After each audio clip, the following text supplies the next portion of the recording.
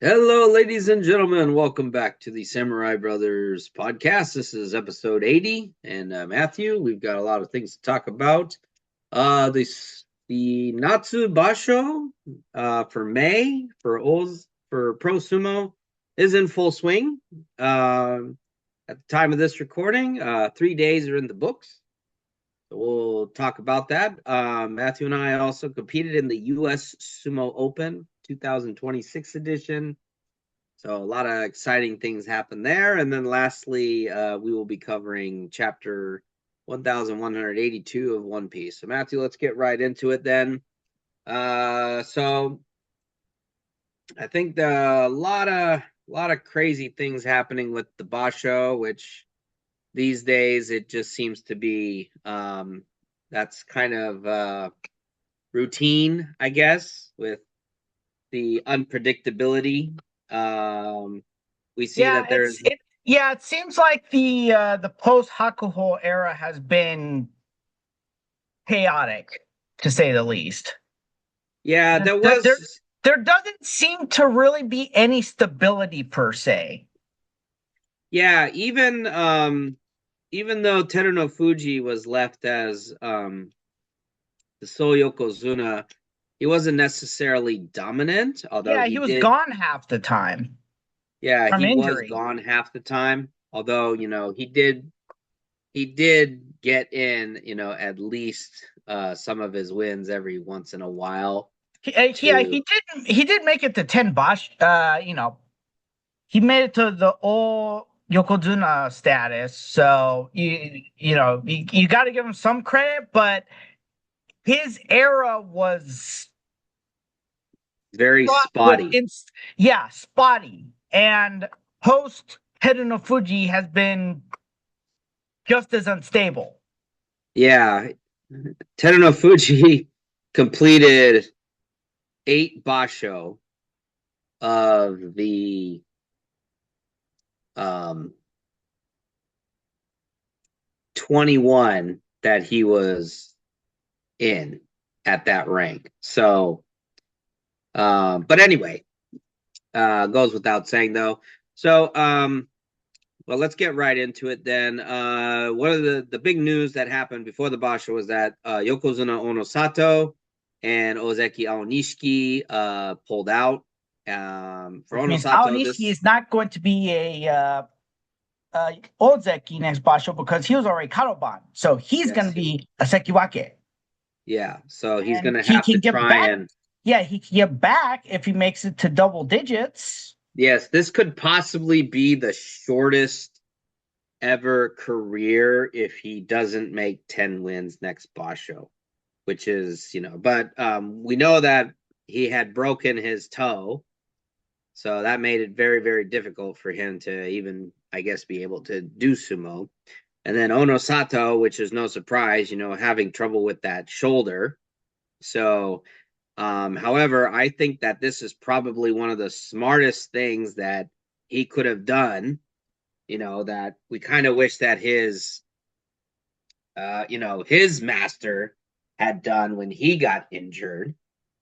So we're getting somewhere, and hopefully it's I enough think he time. probably learned from his master that it's I better would hope. to yeah. I would hope. So that those were the two Sekitori that had gone Kyujo. So then we get into day one, and day one was nothing short of chaotic. To put it short and simple,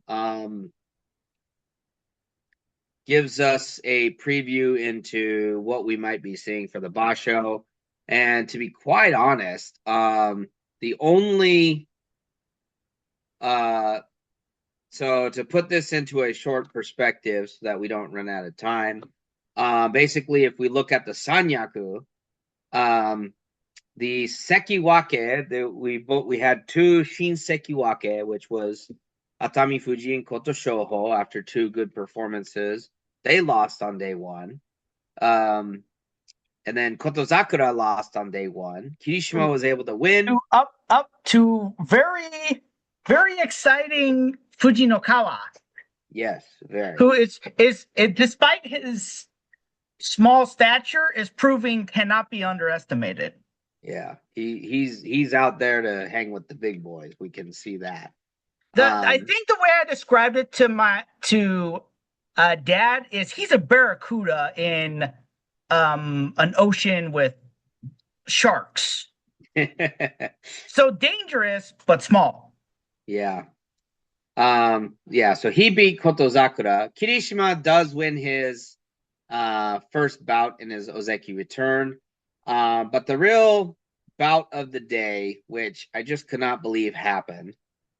Now the result of it, would not be that surprising, but what happened during the match was like, can we how do we go about this?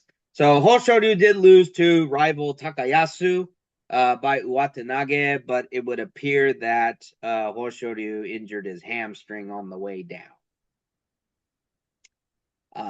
That would probably be the most disappointing thing about this whole start to the Basho, Matthew. I just cannot, I mean, for me, I think it's just Hoshoryu cannot catch a break. The guy is talented. He wrestles like his uncle. He can be very technical. He's very agile. And it Uh, seemed like he was finally stringing it together in order to make it to Yokozuna. mhm. And then, Yes, I mean, he's come very close to a couple of, Ju- he's been able to get Jun Yusho, but other than that, yeah, he just can't string it together. And this is just one of those things where it's like he can't help but feel for him. It's like, what is he supposed to do other than try to make sure he's injury free? I'm, So I'm so it's obviously it's still early in the Basho. I'm calling it Kirishima. He appears healthy. He's won his 3 matches so far. He looks good. He's just coming off of a win back in his return. Ozeki return. I'm calling it Kirishima. Obviously, we'll revisit this in a week, but I think it's gonna be Kirishima because there's no one else. Aonishiki's injured. Onosato's injured.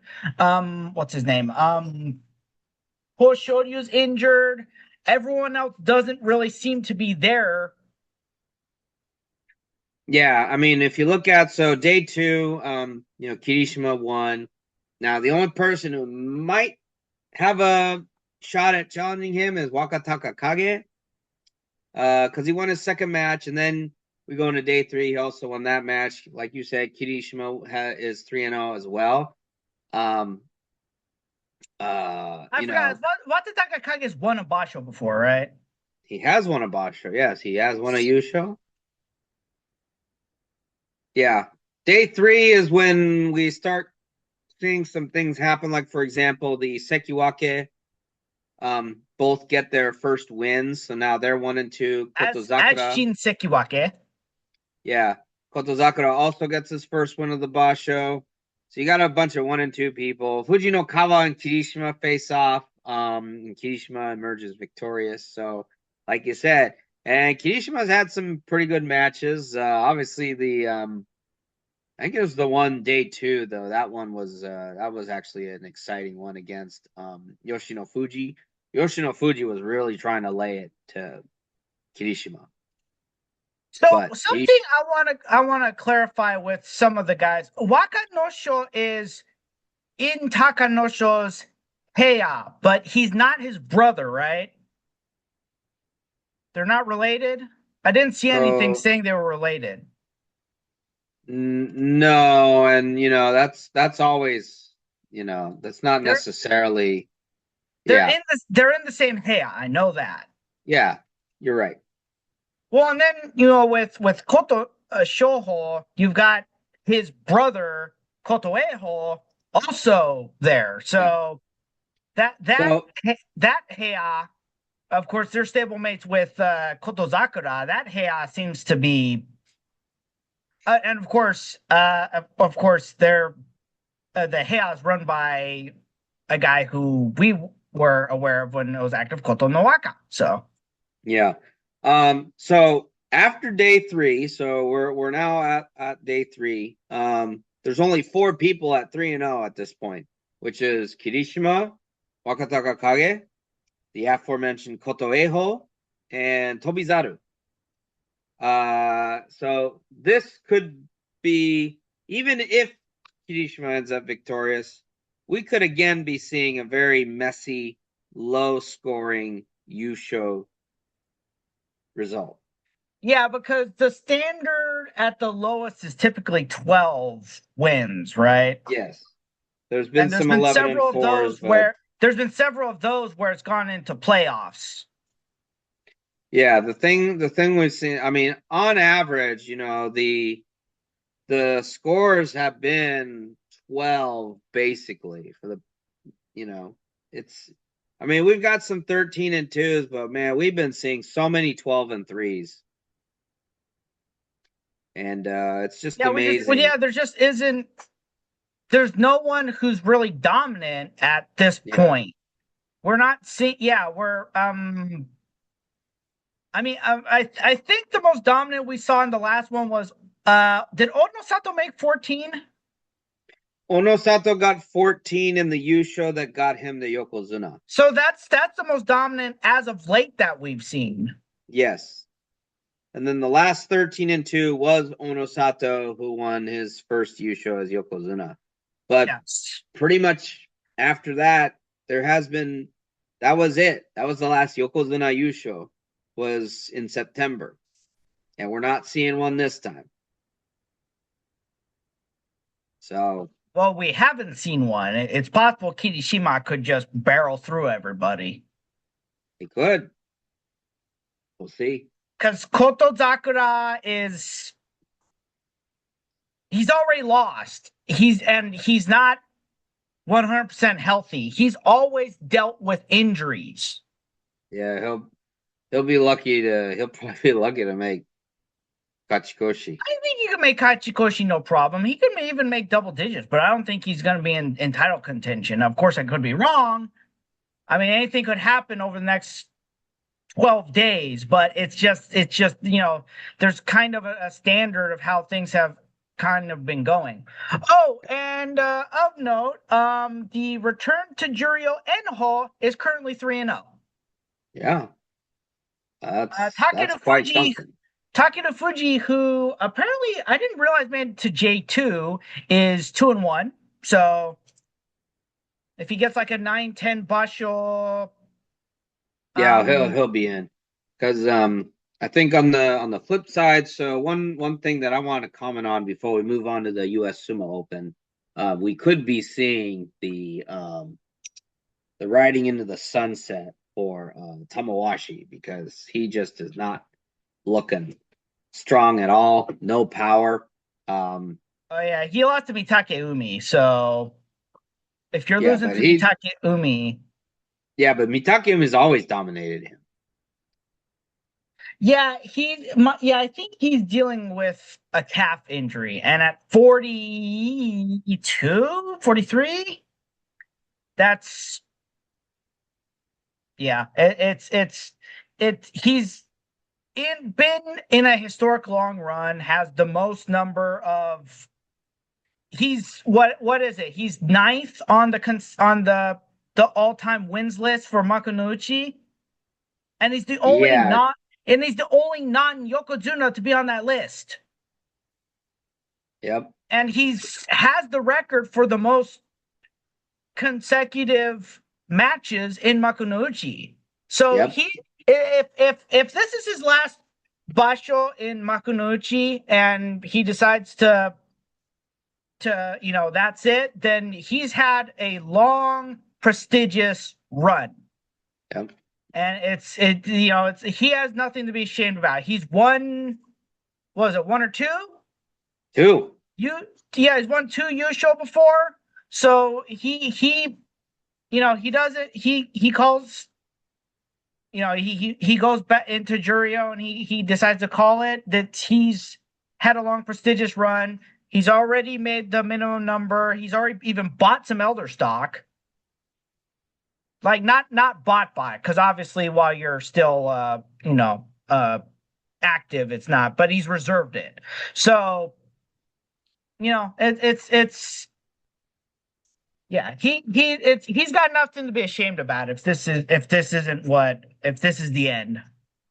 It sucks that it would happen, but it happens to everybody at some point or another. So Well, so let's move on to the US Sumo Open, Matthew. So we'll go into our weight classes and then Big Matt, and then we'll go right into Open. So Matthew, there were 15 lightweights in your division, and you ended up being matched in the pool that only had 3 people. yeah, because they split it, unlike in the past where they've split it evenly because of how many lightweights there were. They split it into 4 pools. 4 pools. The other 3 pools had 4 people each.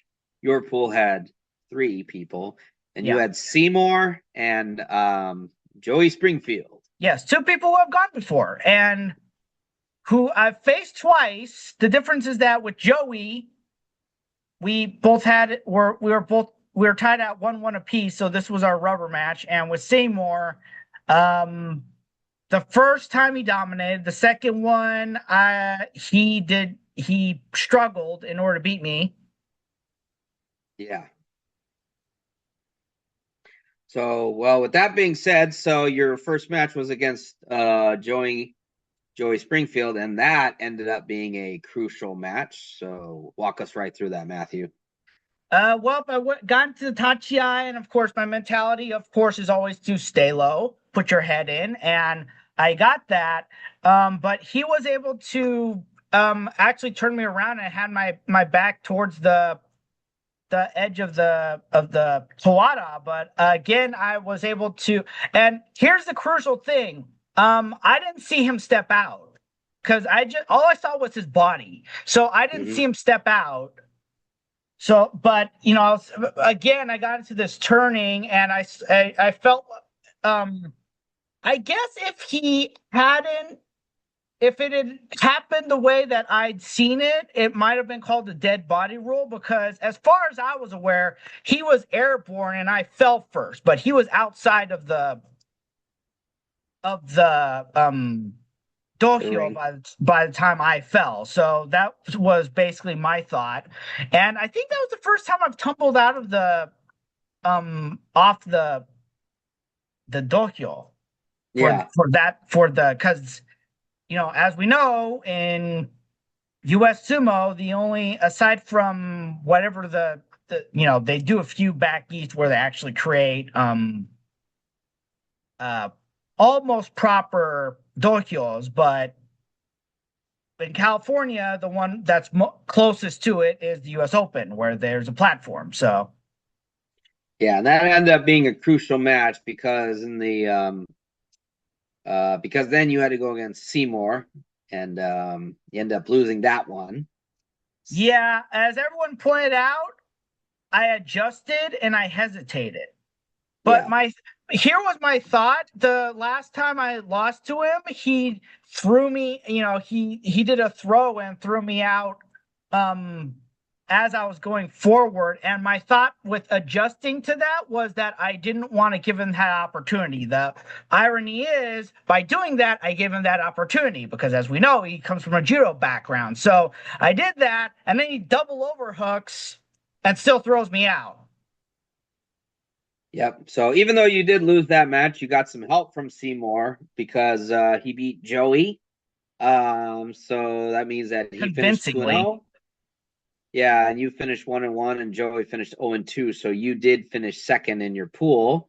Yeah, So for and the fourth, the way that they were doing it was it's 1-2, 1-2, 1-2, 1-2, 1-2. yep. So the fourth consecutive year, you've made the elimination bracket in the lightweight at the US Sumo Open.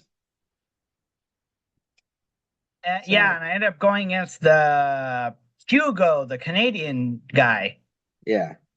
who I forgot. How did he? Was it a slap down, or did he do something else? I think it was a slap down. I was trying to I'll have to go back and watch the video. I don't recall. Yeah, he was just so tall. Yeah, he was. He was very tall. Yeah, I keep saying this. I'm really looking forward to when they adjust the weight classes next year, and it Yeah. gives and again gives me an excuse to lose, like 15, maybe 20 pounds of the Now that is if, of 180 pounds of fat.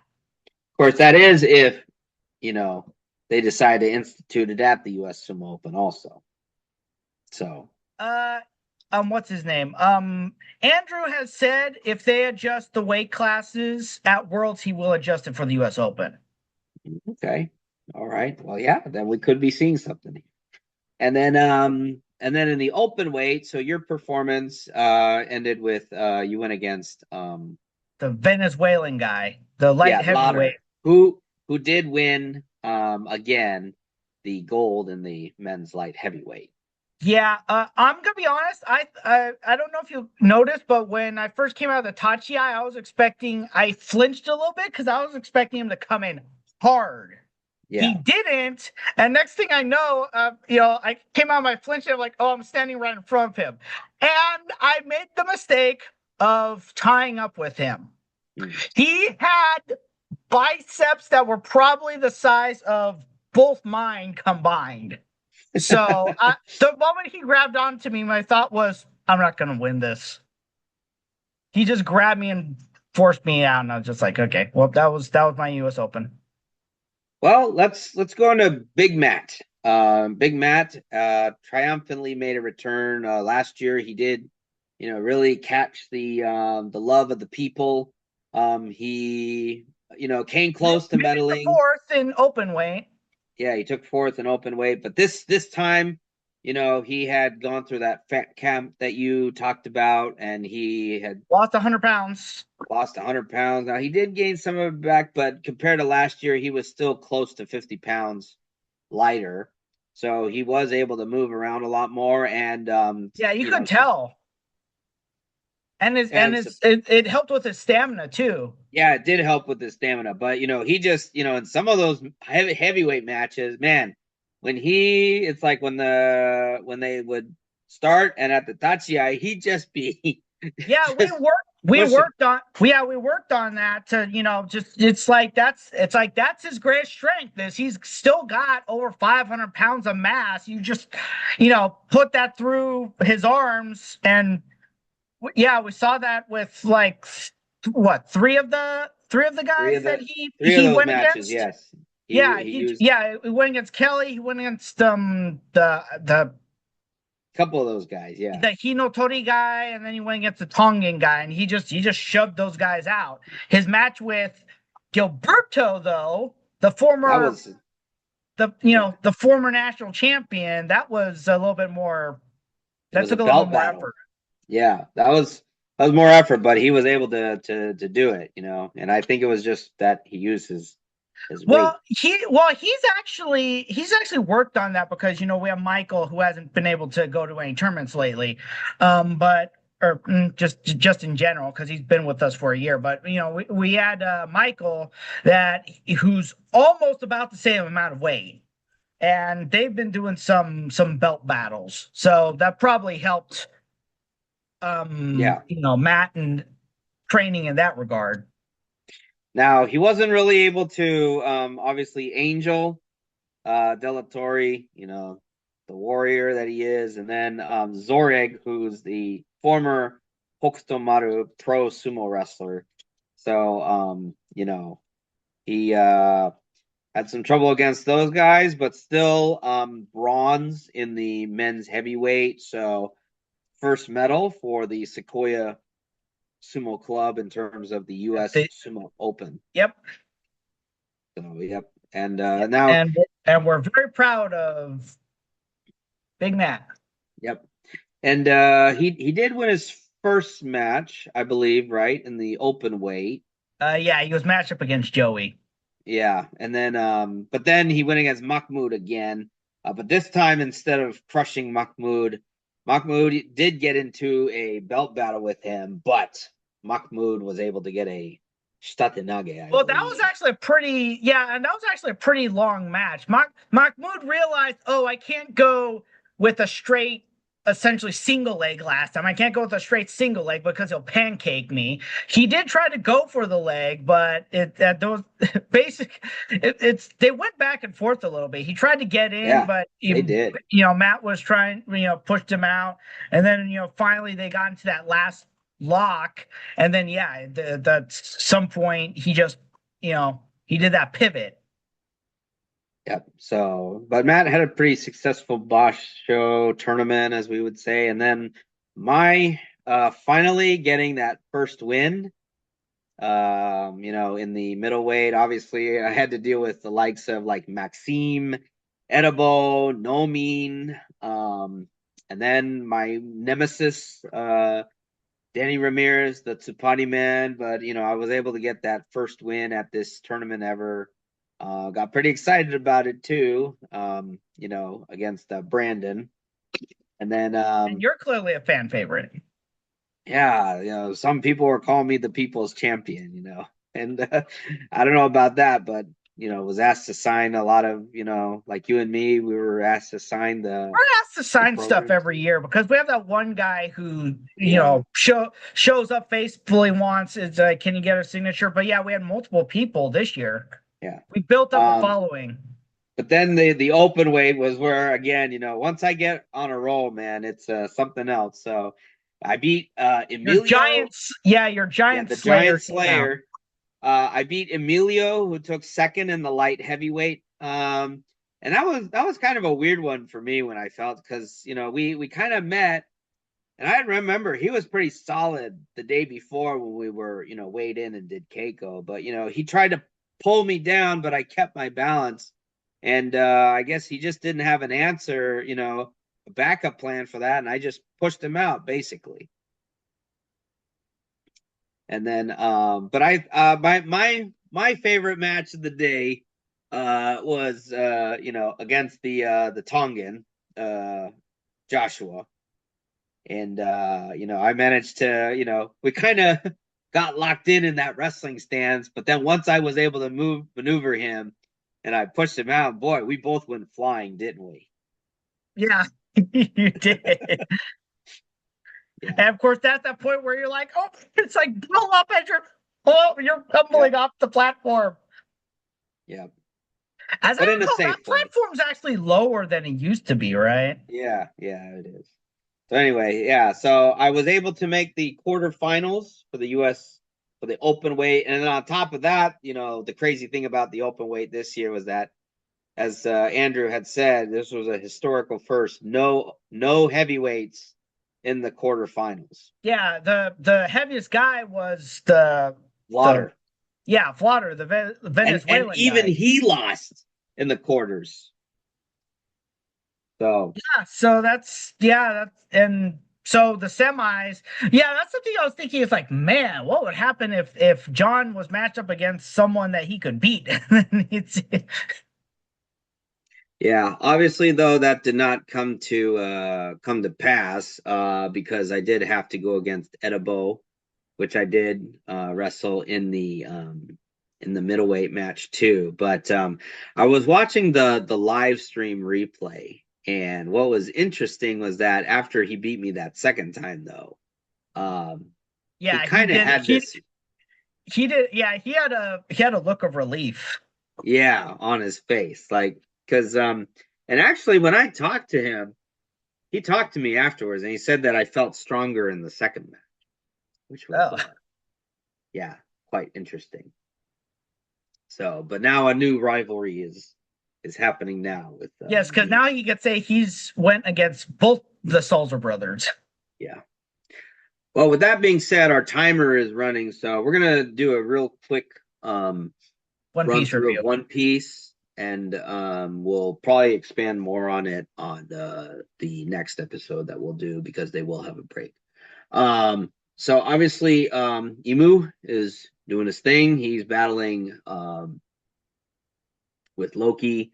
He sees that Ragnir is there, and we have confirmed that Ragnir has eaten the squirrel fruit, and it's a mythical type model ice squirrel Ratatoskr. So I know that that's Norse mythology. I don't know what it is, but it's something. So he knows who Ragnir is because that's got to mean Ragnir's been around since the time of the Void Century. That's essentially what that means. One point he at one point he refers to Nidhogg as a traitor, Yes, that's correct.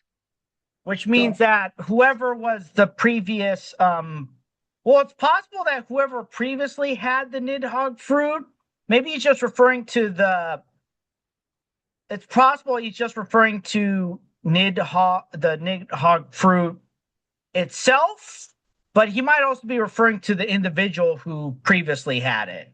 yeah. So obviously, Loki does some attacks. Emu responds with an attack. A counter calls Gazing Eclipse. Now we do see how Bonnie and uh, what's her name? Which one of the satellites is this, Matthew? I forget. Of what's his name? But Bonnie observes the battle going on. Sanji is feeling like he has to go back out because he did get defeated by killing him. No, it was defeated by he was defeated by Oh what's his yeah, that's by right. He was defeated Emu. by Emu. Yeah, Killing him is mocking him. yeah. So then we skip to Sanji obviously goes on his way to try and get back. And then we see the owl library with the fires having been put out. Uh Saul and Robin find a hidden tunnel, and they see that there's Biblo the owl. And so we're probably gonna hear more about Biblo later because Biblo was the one who saved all the books from burning. And then we go into Summers has a new ship. Um, he's found a ship that they can use to take the children again. So he's on the phone with someone. And then Chopper seems to have been able to reattach. I think with killing him Yeah. Chopper has been able to reattach Gerd's severed fingers. fingers because the cut obviously was very clean. Yeah, that actually happens in currently is that if you lose your finger and it's a clean cut, they can just stitch it back on and reattach it. Yeah. And even to a degree, if you like lose part of your if you lose, I think to here, it's still possible. If it's a clean cut, then it's possible to reattach your hand essentially. Mm. And if it's if it's saved and it's in so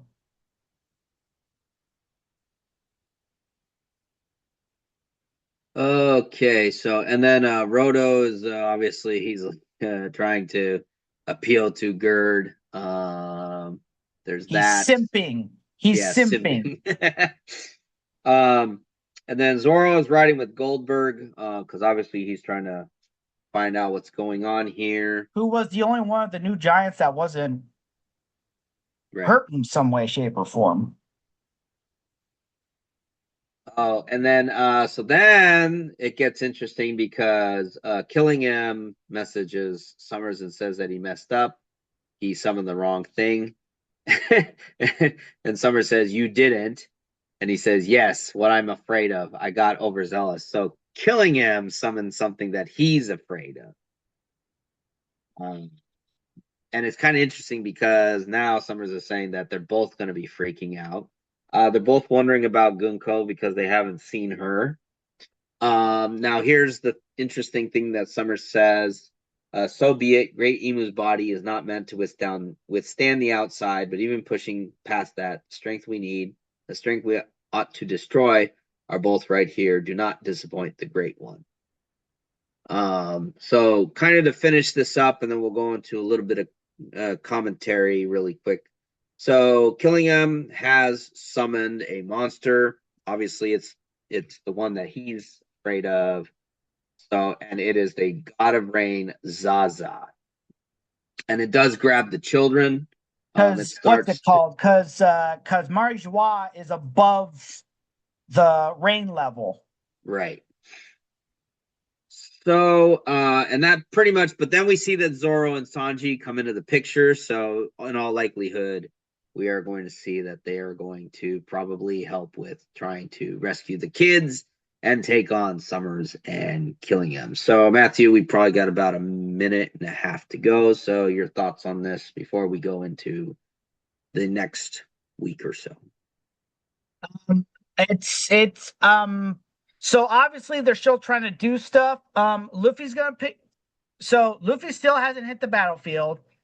Sanji defeated killing him the first time. I think he could defeat him again, even with the emu powers, because I think that power has limits, and I think the same is with Summers and Zoro. But then on top of that, if what's his name? If Luffy goes up against Emu and in his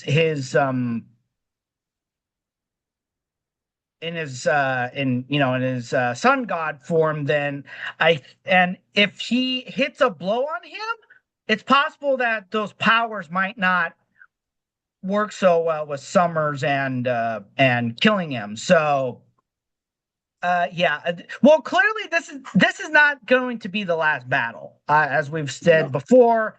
And I think there's probably going to be a point where Emu, it's like he's still trying to accomplish something, but there's probably going to be a point where he realizes this is a lost cause. They don't, they're fighting on someone's home turf, Yep. and he's got a limited amount of time. As I've said in previous episodes, time is not on Emu's side.